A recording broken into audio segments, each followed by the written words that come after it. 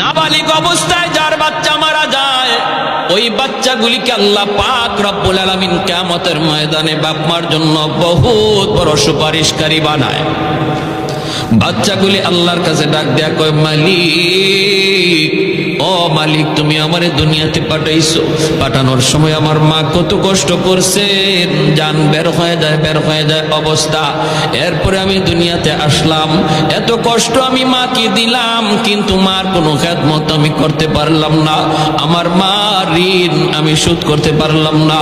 আল্লাহ, আজ যদি তুমি আমাকে জান্নাতে দিতে চাও, আমার মা বাবা সারা জান্নাতে যাইবো না, হয় আমারে বাপ মার সাথে জাহান্নামে দিয়ে দাও, হয় আমাকে আমার বাপ মার সাথে জাহান্নামে দিয়ে দাও।